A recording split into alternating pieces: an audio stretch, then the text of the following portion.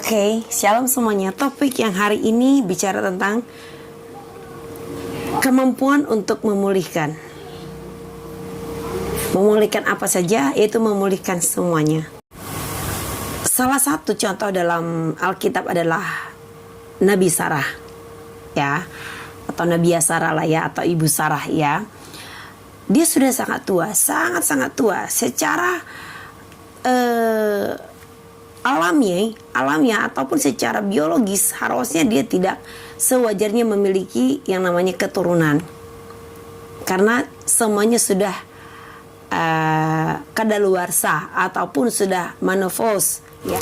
Tetapi bagaimana dia bisa hamil ataupun mempunyai keturunan? Di dalam Kejadian 21 ayat 1 di sana dikatakan bahwa Tuhan mengunjungi Sarah seperti ya yang telah Tuhan katakan.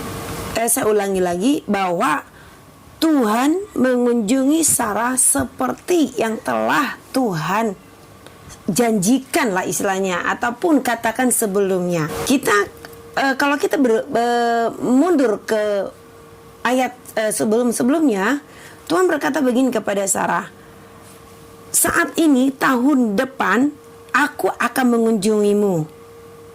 Ya, itu pesannya Tuhan. Saat ini tahun depan aku akan mengunjungimu dan engkau akan punya anak.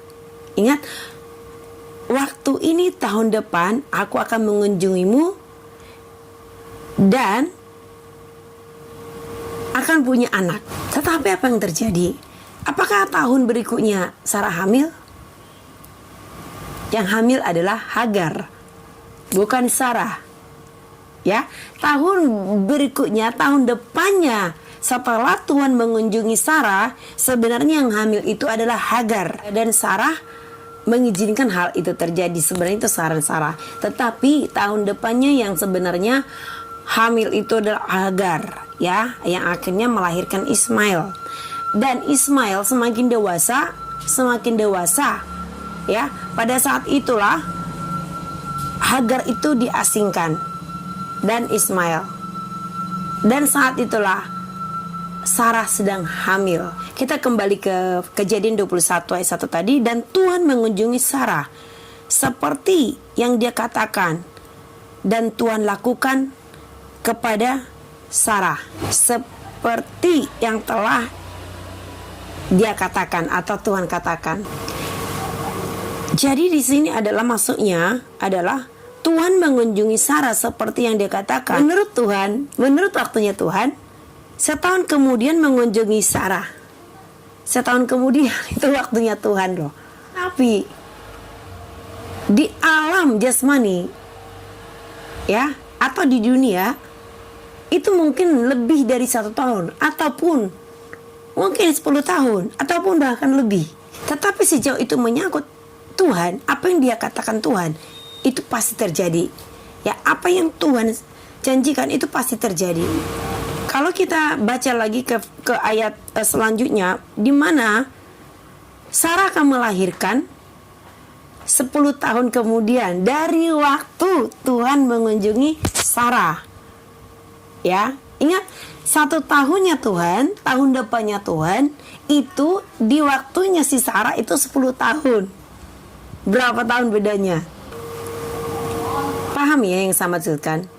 Pada saat Tuhan mengunjungi Sarah dan Abram, dan dia berjanji, Tuhan berjanji, pada waktu yang sama tahun depan saya akan mengunjungi dan engkau akan punya ini dan itu, ini dan itu. Tahun depannya datang, yang ada adalah tidak ada. Tahun depan bertambah, tidak ada. 1 tahun kemudian tidak ada, 1 tahun kemudian tidak ada. Sarah tetap menunggu. 1 tahun berikutnya datang, tidak yang terjadi. Datang lagi 1 tahun, tidak ada yang terjadi. Datang lagi 1 tahun, tidak ada yang terjadi. Tuhan menetapkan tahun depan. Tetapi tahun depannya Tuhan itu tidak sama dengan tahun depannya manusia. Itu yang harus kita pahami. Ini yang harus kita pahami. Ketika engkau minta didoakan hamba Tuhan yang mungkin engkau anggap sebagai nabi ya, atau nabi ya. Saya bicara dengan konteks hamba Tuhan yang benar-benar mendengar suara Tuhan ya, yang memberikan pesan kepada engkau. Dan ketika hal itu tidak terjadi, ingatlah apa yang disampaikan hamba Tuhan, apa yang menjadi bagianmu, jatahmu, ataupun janji atau firman yang disampaikan oleh hamba Tuhan tersebut tidak jadi, berarti setan telah mengambilnya. Kita kembali ketika Tuhan menjanjikan kepada Abraham, berkata bahwa Sarah akan punya anak. Yang terjadi, Sarah tidak percaya, bukan? Betul? Sarah tertawa, ya, alias tidak percaya apa yang disampaikan oleh Tuhan kepada Abram. Sarah paham benar bahwa dirinya telah tua dan tidak mungkin lagi punya anak ataupun hamil. Ya, sebenarnya yang paling Sarah pahami adalah yang mandul itu bukan Sarahnya, tetapi Abraham. Ya, tuannya. Ya, yang tidak mampu untuk berketurunan itu sebenarnya adalah Abraham, bukan Sarah. Ya, Sarah langsung menjas bahwa tuannya itu sudah tidak mampu lagi. Artinya Sarah sudah menjas bahwa Abraham sudah tidak bisa memberikan keturunan. Tetapi apa yang terjadi ketika Sarah menyuruh Abraham untuk menghampiri Hagar? Yang terjadi adalah Abraham itu percaya ketika Tuhan berkata, kamu akan punya anak, Sarah akan hamil. Abrahamnya percaya.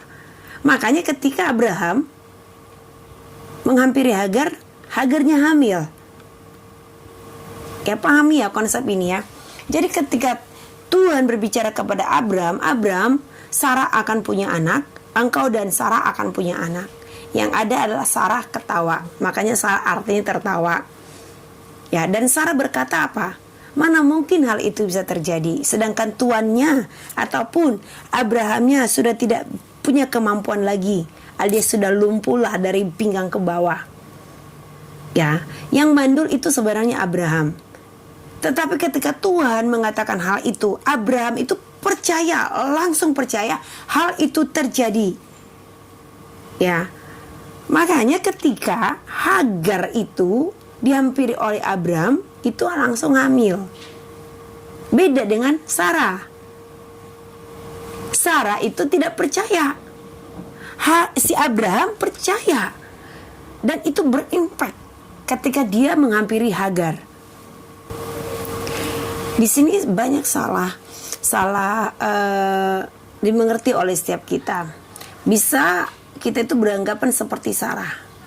Ya, mungkin aku akan punya keturunan tahun depan, tetapi kemungkinan itu dari Sarah, itu dari Hagar, bukan dari saya. Yang Tuhan maksud adalah mungkin saya punya anak melalui Hagar. Banyak anak-anak Tuhan yang mengalami hal yang sama. Ya, kita tidak benar-benar menawarkan diri kita pada apa yang Tuhan katakan, sehingga kita tidak bisa menerimanya. Ya, kita tidak menawarkan diri kita untuk percaya dan mengambil itu, sehingga itu tidak terjadi dalam hidup kita. Dan kita sering melakukan hal yang salah.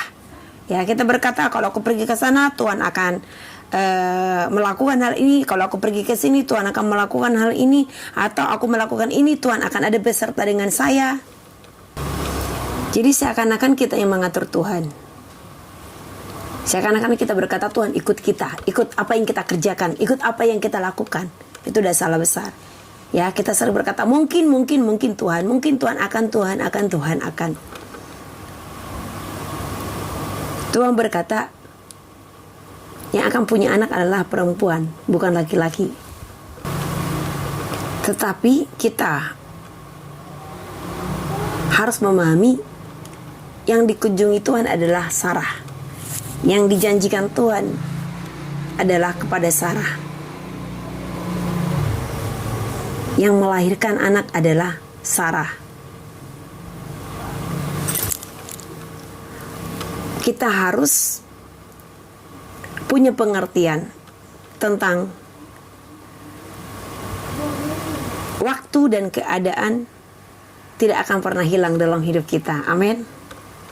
waktu dan keadaan, atau waktu ataupun sesuatu tidak akan pernah hilang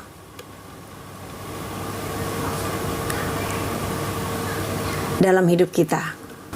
Hanya saja setan yang akan berusaha mengambilnya dari engkau, sehingga musim-musim engkau diberkati bisa hilang.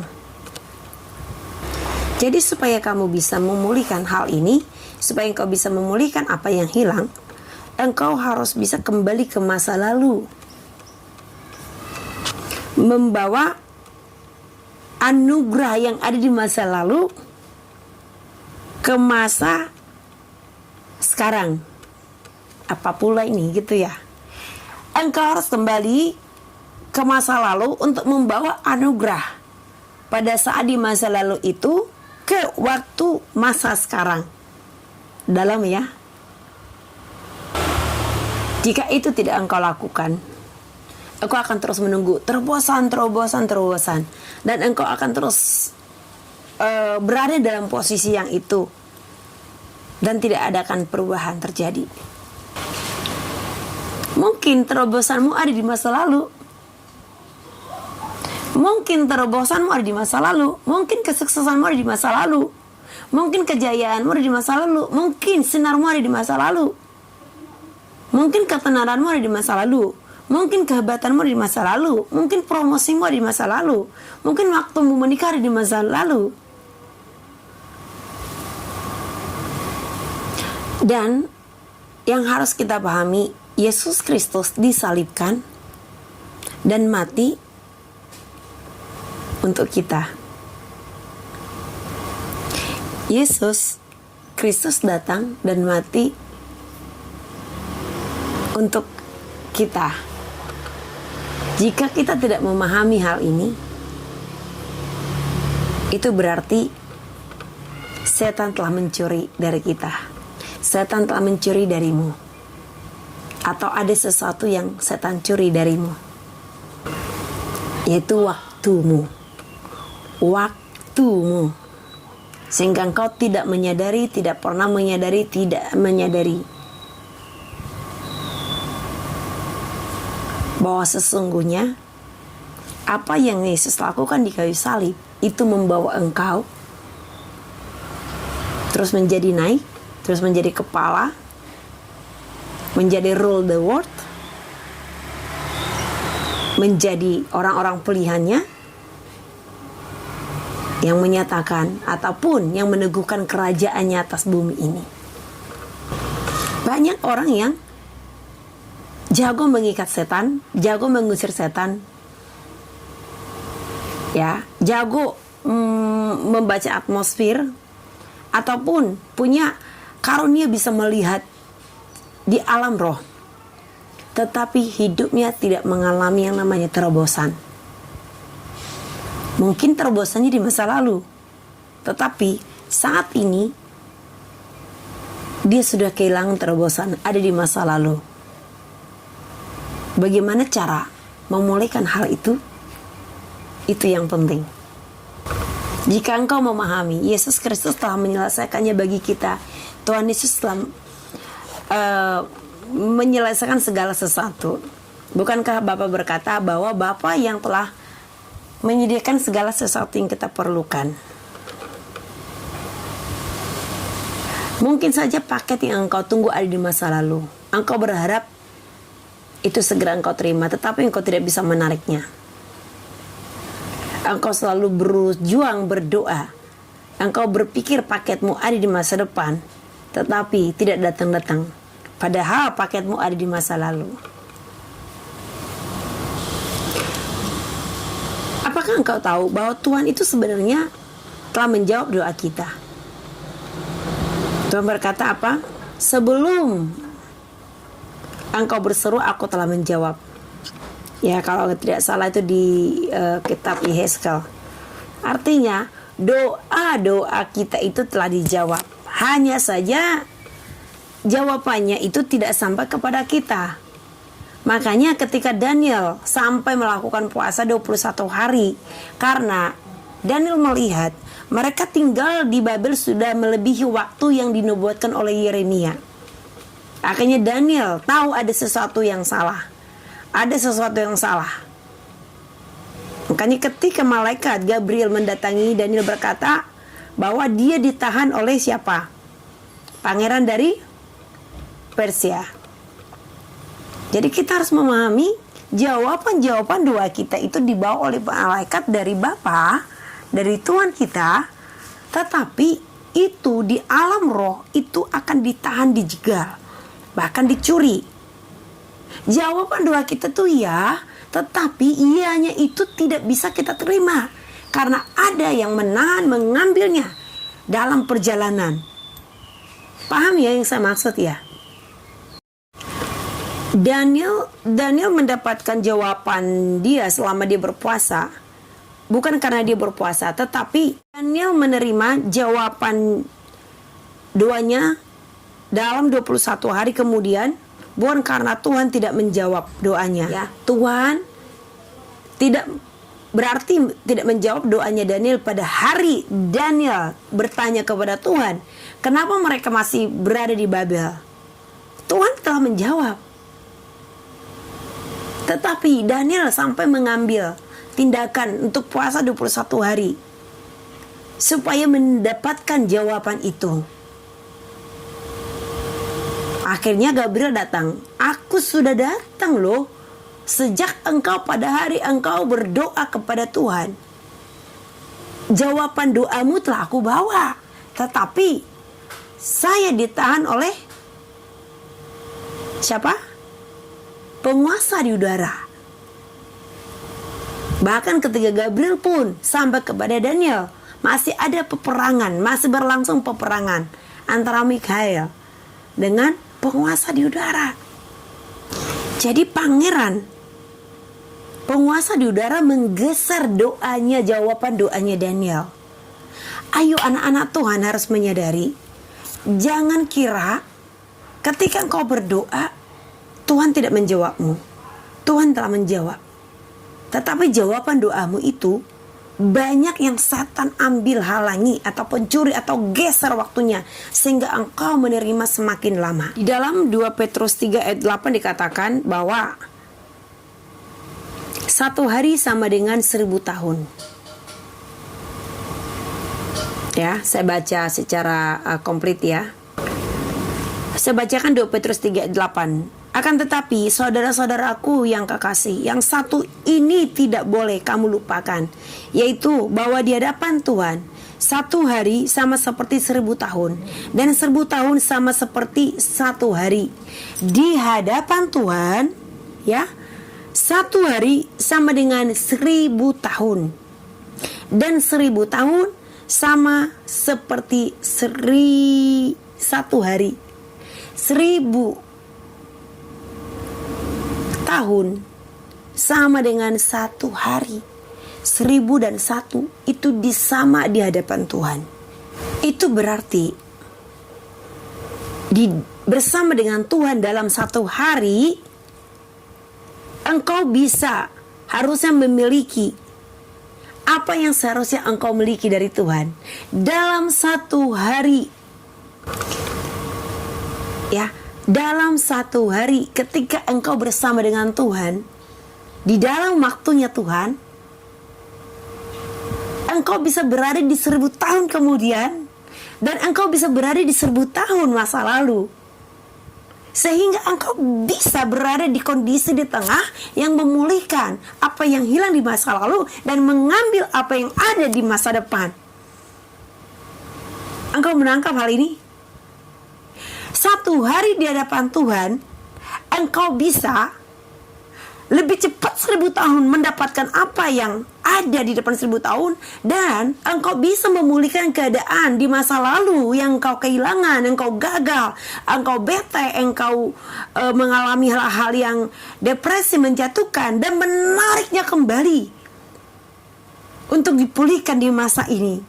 Jadi momen bersama dengan Tuhan di hadapan Tuhan itu saatnya aksesmu terbuka untuk 1000 tahun di masa depan dan 1000 tahun di masa lalu. untuk mengcover, memulihkan apa yang hilang. Amin. Sekali lagi saya jelaskan, di hadapan Tuhan 1 hari dengan 1000 tahun. Ketika engkau berada di hadapan Tuhan, ini momennya engkau bisa masuk akses ke masa lalu untuk melakukan hal-hal yang tidak bisa dilakukan oleh nenek moyangmu, kakek buyutmu, orang tuamu, atau siapapun, nenek moyangmu atau leluhurmu, untuk engkau pulihkan di masa sekarang. Dan engkau bisa maju ke depan 1000 tahun untuk mengabadikan apa yang akan dimiliki oleh keturunanmu, anakmu, cucumu, cicitmu, dan lain-lain di hadapan Tuhan di saat 1 hari sama dengan 1000 tahun. Jadi momen di saat inilah engkau bisa mengcover segalanya. Momen di saat 1 hari sama dengan 1000 tahun, atau 1000 tahun sama dengan 1 hari di hadapan Tuhan. Di saat inilah engkau bisa mengcover semuanya, baik 1000 tahun di masa lalu dan 1000 tahun yang bisa engkau ambil, yang bisa engkau lakukan hal-hal yang ajaib. Tetapi engkau tidak mampu melakukannya. Alasan mengapa engkau tidak mampu melakukannya, alasannya adalah engkau lebih banyak berjuang untuk hal-hal yang materi daripada berjuang untuk waktu. Ya, alasan mengapa engkau tidak mampu untuk melakukan pemulihan, recovery semuanya hal ini adalah engkau lebih banyak berjuang untuk hal-hal yang materi daripada berjuang untuk waktu. Seorang petani tidak berjuang untuk hasil. Ya, seorang petani tidak berjuang untuk hasil panen, tetapi dia berjuang pada masa pertumbuhan tanaman. Betul? Ya, karena saya suka bertani, suka berkebun. Ya, saya berjuang selama masa pertumbuhan, masa generatif, masa vegetatif. Ya, di masa-masa dia mulai bertumbuh sampai dia menghasilkan. Saya berjuang bukan untuk hasil panennya, tetapi di dalam berjuangnya di dalam masa pertumbuhannya. Jadi pertanyaannya adalah, kemana waktuku tergeser sehingga aku bisa memulihkan? Kemana waktuku tergeser sehingga aku bisa memulihkan apa yang seharusnya aku dapat? Ini bukan hal tentang material, materialistis, tetapi ini bicara tentang waktu. Ketika engkau bisa menemukan waktumu, di mana waktumu itu yang harus engkau recovery. Apapun yang engkau butuhkan, engkau bisa mendapatkannya di mana saja. Jadi setiap permasalahan yang kita hadapi itu adalah kita harus tahu timingnya, kejadian itu kapan terjadi. Engkau harus kembali ke masa itu. Ya, engkau harus kembali ke sumbernya secara waktu. Sama dengan kejadian Sarah tadi. Ya, Sarah berpikir bahwa Tuhan mengatakan tahun depan, tetapi kok saya tahun demi tahun tidak mengalami. Tuhan itu telah menjawab doanya Sarah sebenarnya. Tetapi Sarah membiarkan dirinya untuk digeser oleh waktu. Sampai dia berkata, oke, saya mulai percaya. Ya, akhirnya jawaban doa itu 10 tahun datang kemudian. Firman Tuhan berkata, susah payah tidak menambah kaya, tetapi berkat Tuhan yang membuat kaya. Amin. Jika engkau kaya, tetapi bertambah pula penderitaanmu atau kesengsaranmu, itu bukan berkat, ya, itu adalah kehancuran. Ingat, jika engkau mengalami kekayaan yang membuat engkau banyak mengurai air mata, banyak membuat engkau mengalami penderitaan, itu bukanlah berkat yang dari Tuhan. Jadi kalau engkau mengalami duka di dalam kekayaan yang kau miliki, itu ada yang salah. Ya, jadi jangan pernah berjuang untuk harta benda, tapi berjuanglah untuk waktu. Selama engkau bisa kembali ke waktu, kamu bisa mempertahankan. Selama engkau memahami tentang bagaimana engkau bisa memulihkan di dalam akses di hadapan Tuhan tadi, engkau bisa memulihkan segala sesuatu. Engkau bebas bisa mengambil apapun.